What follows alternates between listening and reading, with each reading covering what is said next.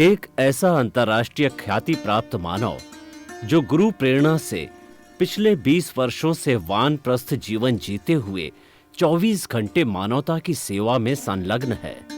एक ऐसा मानव जो अभी राष्ट्रीय, अंतर्राष्ट्रीय टीवी चैनलों पर 7,500 एपिसोड के माध्यम से सनातन सत्य, आत्मविज्ञान एवं पुनरुत्थान, व्यवहार एवं निश्चय जगत के जीवनोपयोगी विषयों पर हृदय स्पर्शी प्रवचन कर चुका है। उस मानव का नाम है महात्मा उपासक प्रोफेसर डॉक्टर सोहन राज तातेड़। प्रोफेसर तातेड़ द्वारा योग, दर्शन, शिक्षा विषयों पर रचित पीएचडी स्तर के 250 शोध ग्रंथ भारत के 100 प्रतिष्ठित विश्वविद्यालयों में शोधार्थी पढ़ रहे हैं तथा वे सभी शोध ग्रंथ वहां की सेंट्रल लाइब्रेरियों में उपलब्ध हैं। महात्मा सोहन राज ने अभी तक हजारों स्कूलों, कॉलेजों, विश्वविद्यालयों एवं संस्थाओं में सेमिनार, वर्कशॉप, कैंप लगाकर लाखों विद्यार्थियों को योग, दर्शन, शिक्षा का प्रशिक्षण देकर उन्हें सुसंस्कारित किया। डॉक्टर तातेड़ ने भारतीय संस्कृति उत्थान के 4000 से अधिक समसामयिक विषयों पर आर्टिकल लिखकर ऑनलाइन जर्नल, पत्रिकाओं, वेबसाइट्स पर प्रकाशित किया, जिसका उपयोग लाखों पाठक कर रहे हैं। उपासक तातेड़ के 5000 से अधिक आज का सुविचार, आज का शुभ संदेश, आज का मंगल भावना योग आदि चिंतन websites, Twitter, blogger, Facebook, YouTube माध्यमों से लाखों लोग अपना जीवन निर्माण कर रहे हैं। मानवता के मसीहा ऐसे महामानव महात्मा सोहन राज तातेड़ के प्रोफाइल को अभी तक विश्व के 20 लाख दर्शक यूट्यूब पर, 12 लाख गूगल पर एवं लाखों दर्शक फेसबुक, ब्लॉगर, ट्विटर और इंस्टाग्राम पर देख चुके हैं।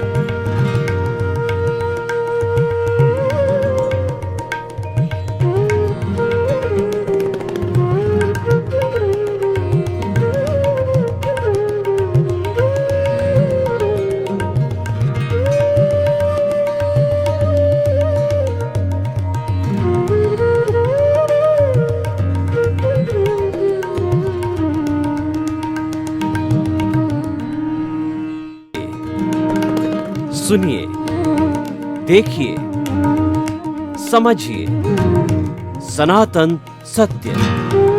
जैसी दृष्टि वैसी सृष्टि, दृष्टि विज्ञान। कुदरत, कुदरती रचना एवं कुदरत के कानून से शाश्वत सुख की प्राप्ति।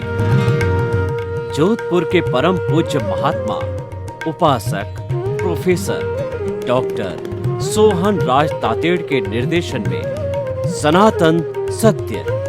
जैसी दृष्टि वैसी सृष्टि, दृष्टि विज्ञान।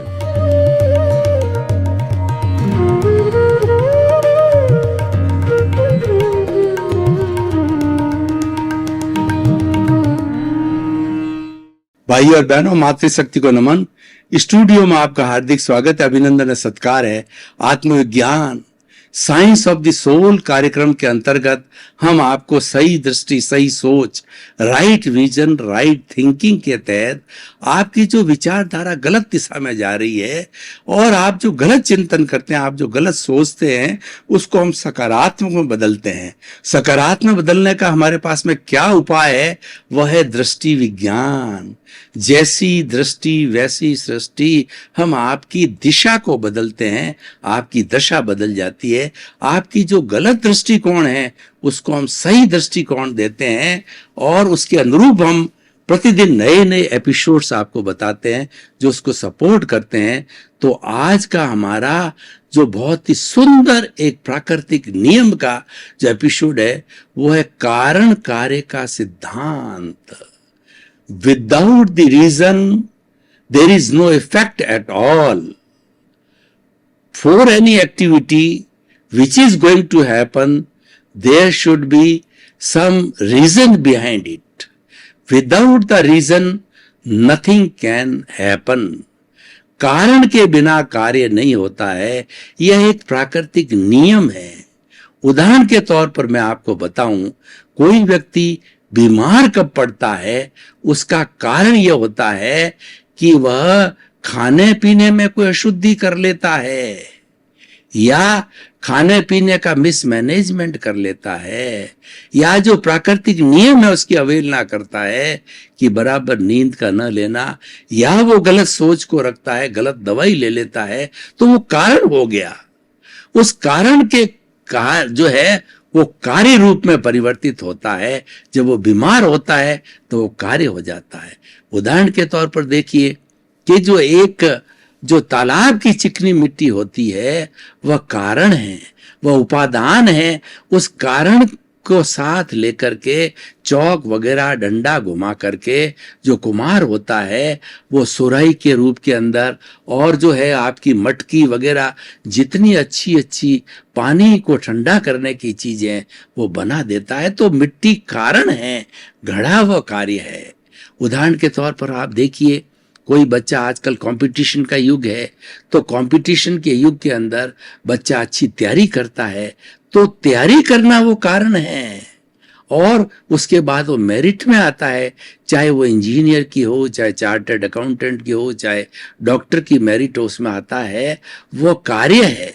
तो परिणाम होता है वो कार्य होता है और जो विधि की जाती है वो कारण होता है।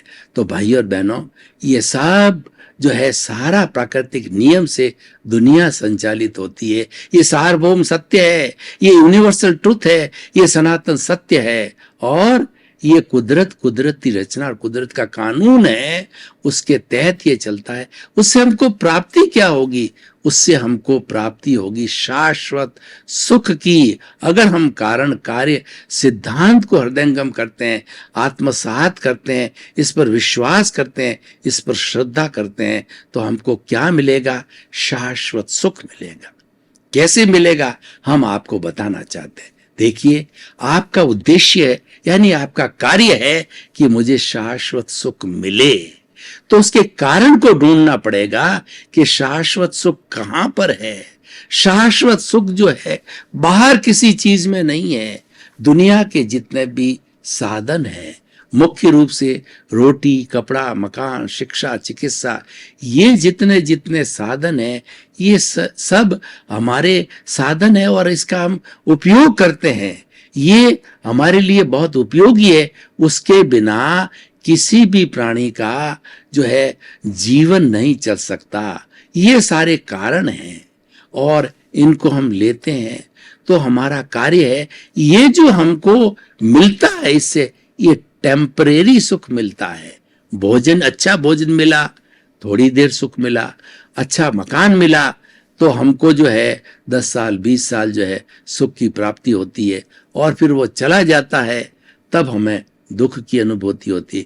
यानी बाहर के जितने भौतिक साधन हैं वो हमको टेम्परेरी सुख देते हैं, वो हमको इंद्रिय सुख देते हैं, वो भी एक कारण है, पर वो रिलेटिव कार्य है। तो हमें तो रियल कारण में जाना चाहिए। रियल कारण में जाने के बाद ही हमको रियल कार्य मिलेगा।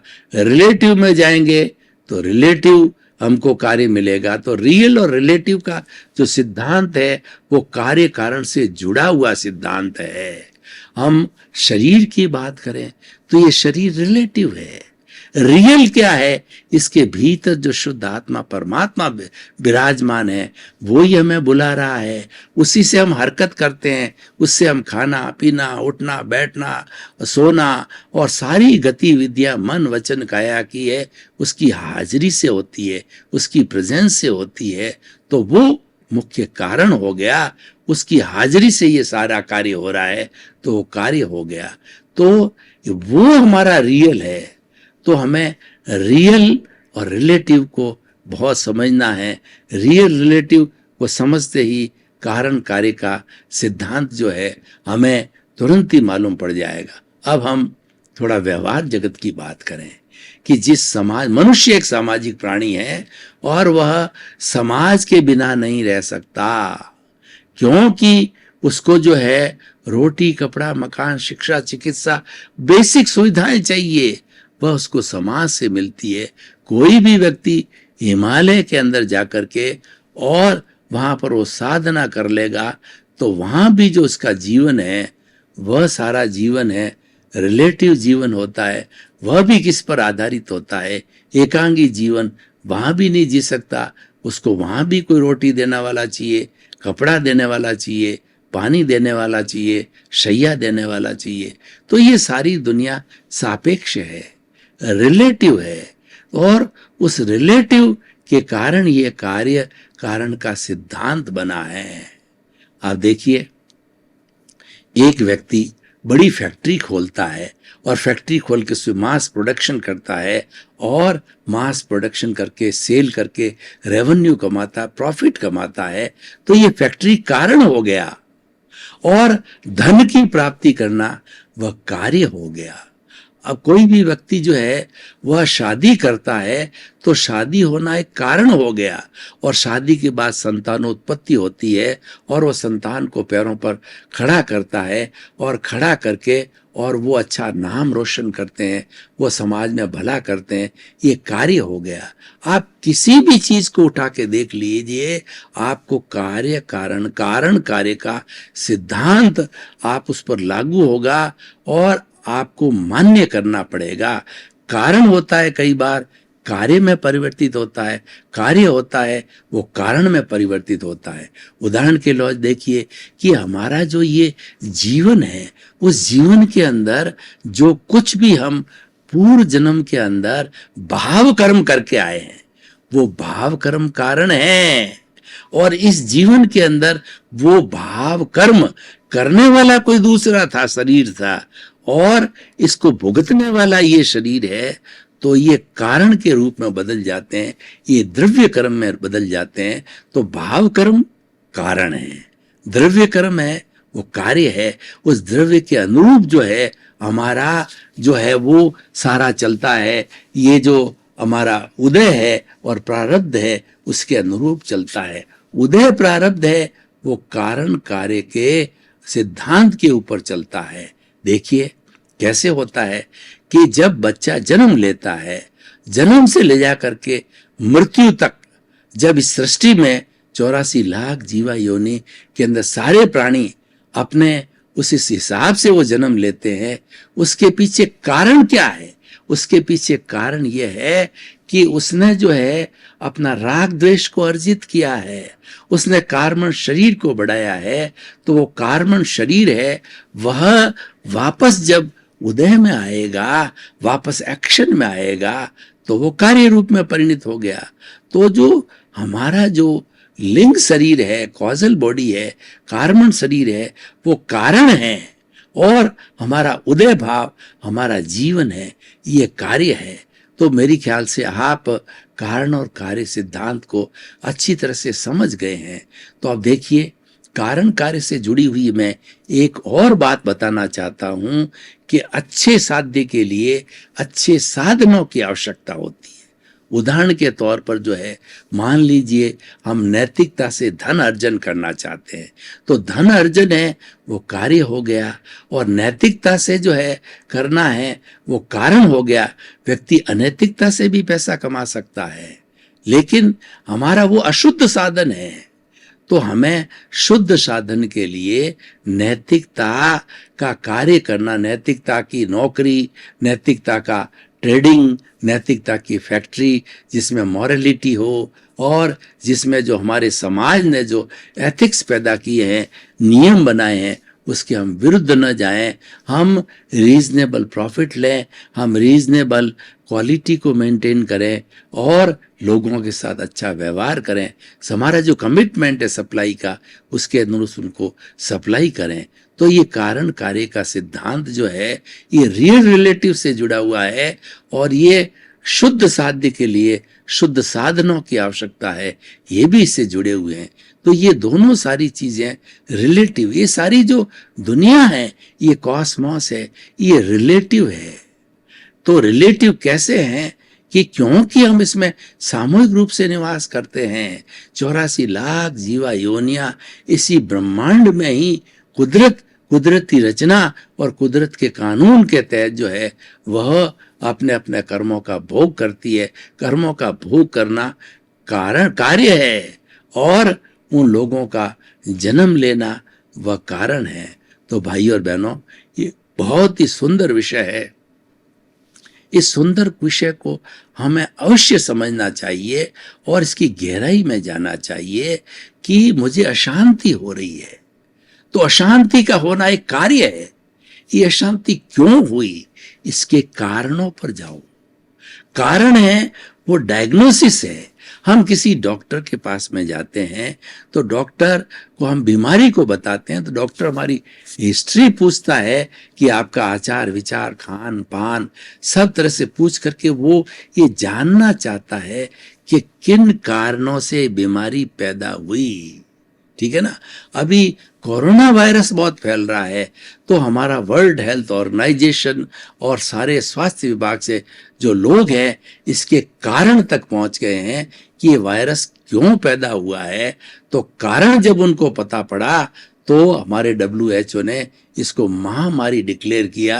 ये कार्य है कि अब इस आगे फैलना नहीं चाहिए, सारे एहतियात बदलो, कारणों का पता लगाया। तो हमारा कारण कार्य सिद्धांत सार्वभौम सिद्धांत है, ये यूनिवर्सल ट्रुथ है, ये कभी बदलता नहीं है। ये भूत भविष्य वर्तमान में हमेशा लागू होता है और ये जड़ और चेतन दोनों पे लागू होता है। जड़ के तो मैंने बहुत से उदाहरण दिए, चेतन के भी मैं आपको उदाहरण देना चाहता हूं, क्योंकि ये सारी दुनिया है जड़ और चेतन दो तत्वों से बनी हुई है। जड़ कभी भी चेतन नहीं होता और चेतन कभी जड़ नहीं होता। एक दूसरे से मिल सकते हैं, दूसरे का मिश्रण हो सकता है, यौगिक हो सकता है, लेकिन अपनी आइडेंटिटी कभी नहीं खोलते हैं। ये दुनिया का नियम है कि जड़ कभी भी चेतन नहीं हो सकता और चेतन कभी भी जड़ नहीं हो सकता। तो देखिए कि चेतन के साथ में जड़ का जुड़ना ये कारण है और इस जो चेतन तत्व को 84 लाख जीवा योनि में भटकना ये कार्य है, बार बार जन्म लेना ये कार्य है, कारण है कि राग द्वेष का बंधन होना। तो भाई और बहनों, आखिर हम इतना हमने गहरा चिंतन किया, तो आखिर हम चाहते क्या हैं? हम इस एपिसोड को ओपन टू द ऑडियंस करते हैं, तो हम ये जानना चाहते हैं ऑडियंस से कि उनके सुझाव लेना चाहते हैं कि इसकी सामाजिक उपयोगिता, इसकी रिलीवेंस, इसकी प्रासंगिकता और उससे व्यक्ति को, समाज को, विश्व को क्या फायदा हो सकता है।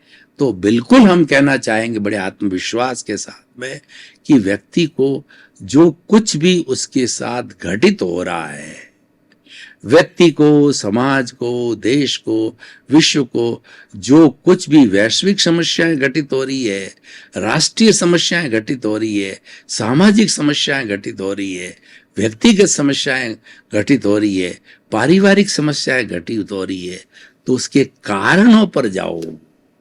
ये देखिए यहाँ सिद्धांत कितना कारगर लागू होगा। What are the reasons of this miseries? What are the reasons of unbalance in the society? What are the reasons of instability, political instability of the country?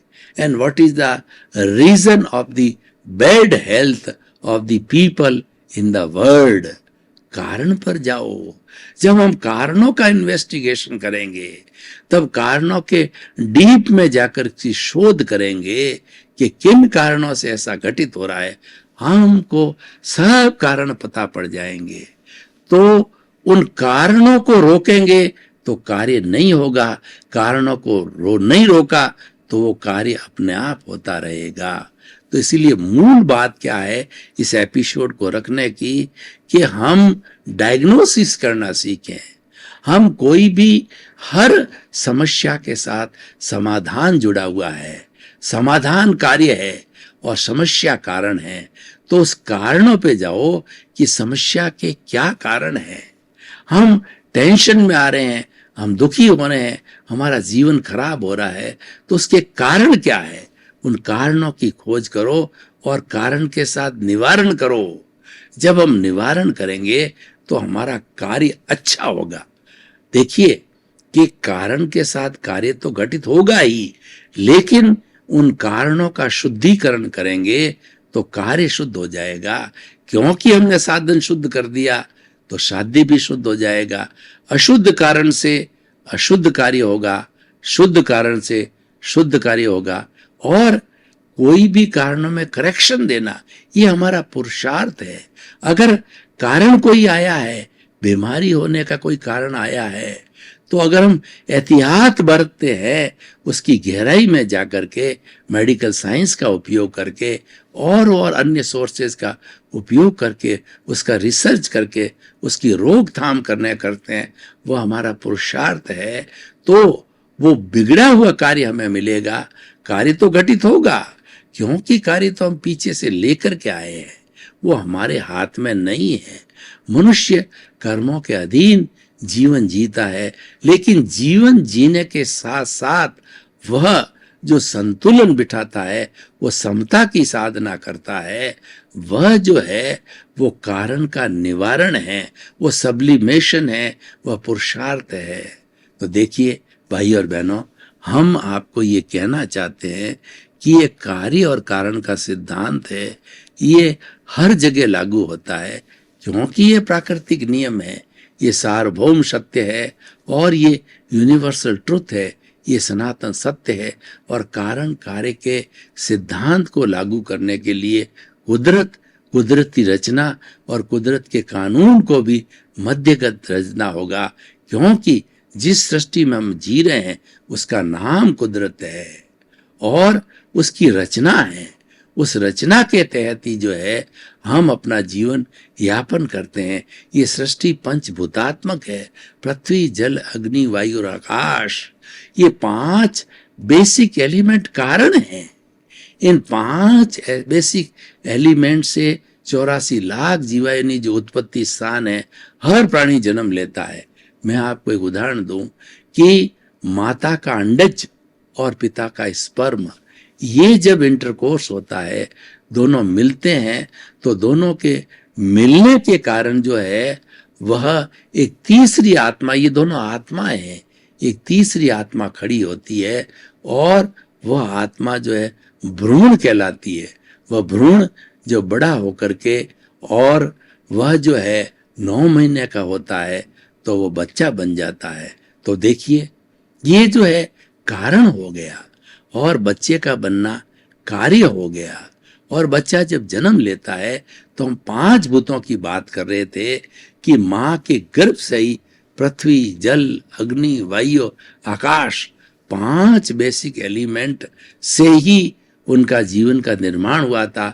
और जन्म लेने के बाद जो है 5 भूतों से ही वो लगातार पोषित होता है और जब उसका आयुष्य समाप्त होता है तो वो 5 भूतों के अंदर विलीन हो जाता है।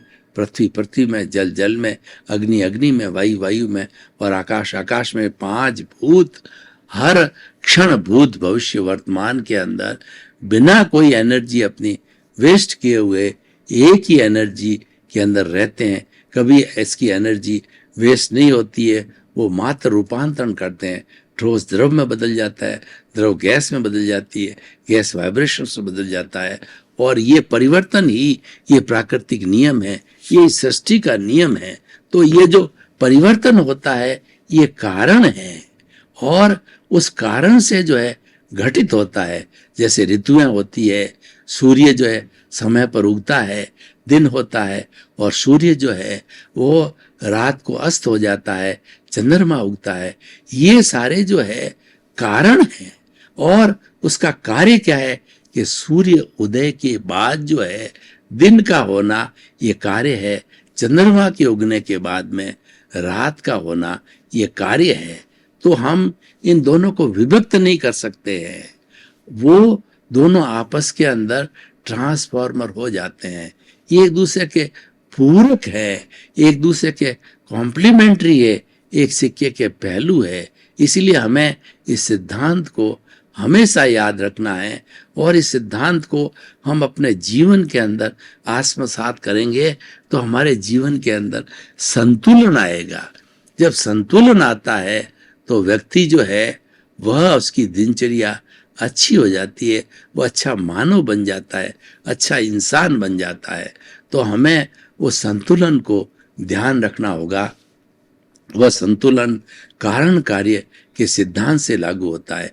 ये सारी सृष्टि उसी सिद्धांत पर चलती है, चाहे व्यक्ति हो, चाहे दुनिया हो, चाहे इसकी कोई भी गतिविधि हो, इस कुदरत की, वो सारा कारण कार्य के सिद्धांत के ऊपर चलता है। तो भाई और बहनों, आइए हम इस कारण कार्य सिद्धांत को जो है मध्यगत रखते हुए अपने जीवन का निर्माण करें, और ये हमारा जीवन अच्छा बने, उसके लिए हमें इसमें संतुलन बिठाना चाहिए।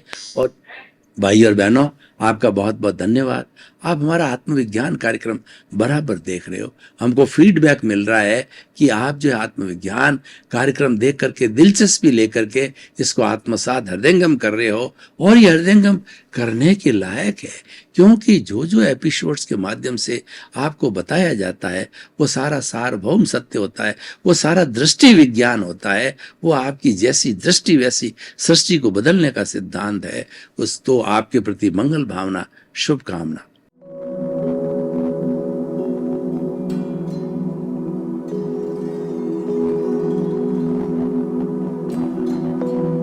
एक ऐसा अंतर्राष्ट्रीय ख्याति प्राप्त मानव जो गुरु प्रेरणा से पिछले 20 वर्षों से वानप्रस्थ जीवन जीते हुए 24 घंटे मानवता की सेवा में संलग्न है। एक ऐसा मानव जो अभी राष्ट्रीय, अंतर्राष्ट्रीय टीवी चैनलों पर 7,500 एपिसोड के माध्यम से सनातन सत्य, आत्मविज्ञान एवं पुनरुत्थान व्यवहार एवं निश्चय जगत के जीवनोपयोगी विषयों पर हृदय स्पर्शी प्रवचन कर चुका है।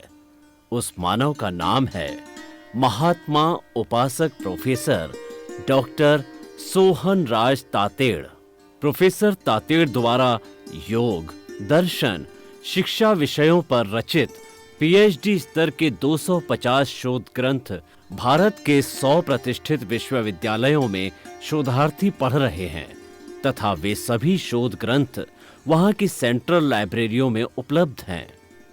महात्मा सोहन राज ने अभी तक हजारों स्कूलों, कॉलेजों, विश्वविद्यालयों एवं संस्थाओं में सेमिनार, वर्कशॉप, कैंप लगाकर लाखों विद्यार्थियों को योग, दर्शन, शिक्षा का प्रशिक्षण देकर उन्हें सुसंस्कारित किया। डॉक्टर तातेड़ ने भारतीय संस्कृति उत्थान के 4000 से अधिक समसामयिक विषयों पर आर्टिकल लिखकर ऑनलाइन जर्नल, पत्रिकाओं, वेबसाइट्स पर प्रकाशित किया, जिसका उपयोग लाखों पाठक कर रहे हैं। उपासक तातेड़ के 5000 से अधिक आज का सुविचार, आज का शुभ संदेश, आज का मंगल भावना योग आदि चिंतन websites, Twitter, blogger, Facebook, YouTube माध्यमों से लाखों लोग अपना जीवन निर्माण कर रहे हैं। मानवता के मसीहा ऐसे महामानव महात्मा सोहन राज तातेड़ के प्रोफाइल को अभी तक विश्व के 20 लाख दर्शक यूट्यूब पर, 12 लाख गूगल पर एवं लाखों दर्शक फेसबुक, ब्लॉगर, ट्विटर और इंस्टाग्राम पर देख चुके हैं।